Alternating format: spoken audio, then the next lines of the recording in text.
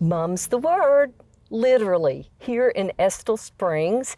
And I'm visiting with my longtime friend, Andrew Dixon of Granddaddy's Farm. And this is Mum Heaven. Yes, we are in peak season right here at Granddaddy's Farm as well. And the mums are just looking wonderful. And Andrew, you start these. We do. So 1st of June, before we get, because we're busy on the other side of the farm too, growing wheat, and we pot them the 1st of June. And they come to us 4-inch rooted cuttings. And so this is our mid-size, and there's 3 plants in here. This is our small, there's just 1 plant over here. And then our jumbos in the back, those actually have 5 plants in those. Oh my goodness. Are big. Exactly. So we pot them there 1st of June. We set them right here on the bed. And we pot them under the tree out here, get the whole family and the neighbors out. And we go to potting. We can do them all in a day. And then the irrigation waters them and fertilizes them. And we just keep maintaining them until they get nice and big and full. Okay, so Andrew, when you pot these, do you pot them all in the same pot so you know what size so they don't get repotted? True. They're in one pot. Yep, so we pot them under the tree, set them right here where the customer's going to pick them up and purchase them right here on the bed. Gotcha. Yep. Okay, so you say this is your mid-size, but it's pretty large to me.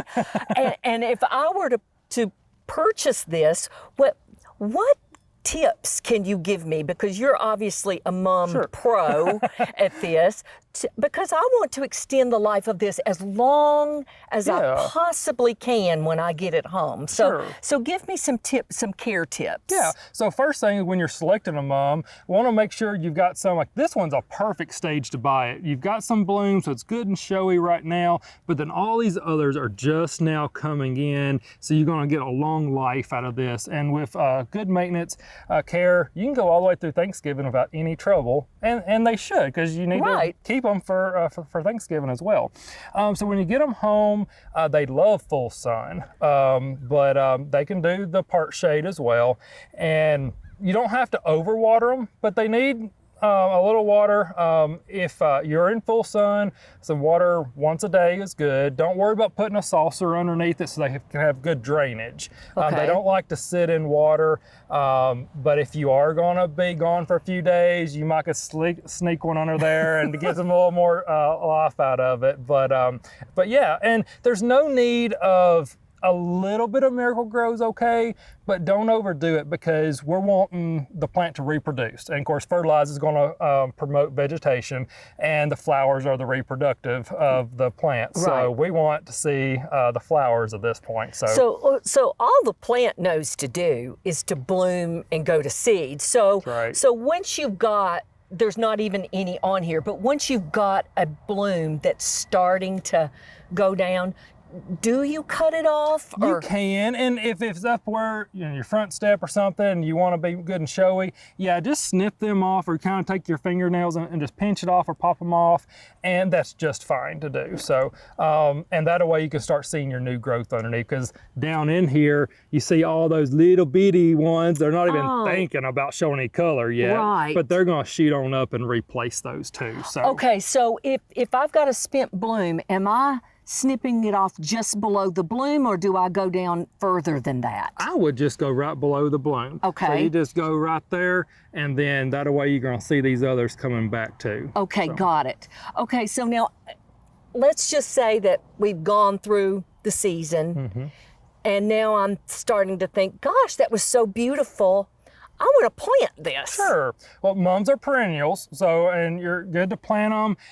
But my recommendation is you need to plant it as soon as you get it. And if you can get them the 1st of September, go ahead and get them then, plant them then, water them in real good.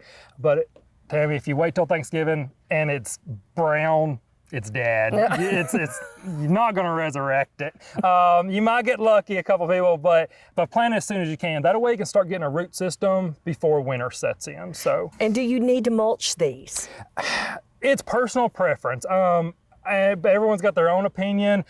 It kind of, I tell people, it depends on where you're planting them. If they're in your main walkway and you're seeing all the time, I would snip the top off once it dies and then mulch it so it looks nice and pretty. Just don't get mulch too deep. But if it's not, if it's out in the back somewheres, if you want to just leave it, it's okay too, and snip it off come spring, because some folks think that if you snip it off, you could set disease and stuff in over winter. So it's kind of personal preference and where you've got them placed at. Got it. Okay. So if it's, you said full sun, but if it's getting some shade, does that affect the bloom? Okay, so one thing we've noticed, mums bloom based on day length, and that's what triggers them to kind of like soybean plant on the farm. and we've had some customers where they said that, well, my mum never bloomed.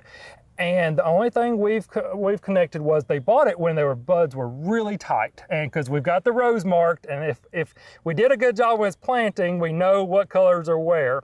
But if they left their plants on their front porch, and their front porch lights were on all night long. Well, the mom thought it was still daylight. And so that's why I would buy ones where they're starting to show a little color, then you ain't got to worry about that. Got it. So there's no reason to have to turn it or anything like that. Just let it do its thing. Yep. And you turn this pretty side towards you. Yeah. So you're going to enjoy it. and Andrew, thank you for saying that about the saucer, because I'm one of those. I don't like it, running all over the place when you water it. But so if you do that when you water, then just pick up the saucer and leave it alone. Yeah, and that would work. And then that way it's just not sitting in water, and the saucer could collect the runoff afterwards. And once you start seeing the water running through the pot, if you're watering every day, this potting medium is going to be soaking it up. Now, if you let it get good and dry, if you forgot a couple days, you might need to water a couple extra times in a row throughout the day so you can start absorbing that water again. And when you water, do you do it underneath here, or do you do it the lazy way up here? So I'm lazy. However you want to do, but that's a good point too, because here at the farm, our irrigation, everything is drip through the bottom, because we don't want, the drier we can keep the foliage, the less likely for disease. So yes, you can come down through here gentle, not to break anything, and pour straight in. These mums are wrapping around the pot really good, so it's kind of hard to come from the bottom. But yeah, just try not to, you don't have to water the whole foliage, just want to get to the dirt. Beautiful, and honestly, they are the biggest, healthiest mums I've ever seen in my life. Thank you for this, and You're thank welcome. you for letting us come and have a little tutorial from the Mum King. Oh, thank you. Thanks, Anytime. Andrew. Anytime, thank you. For inspiring garden tours, growing tips, and garden projects, visit our website at volunteergardener.org or on YouTube at the Volunteer Gardener channel, and like us on Facebook.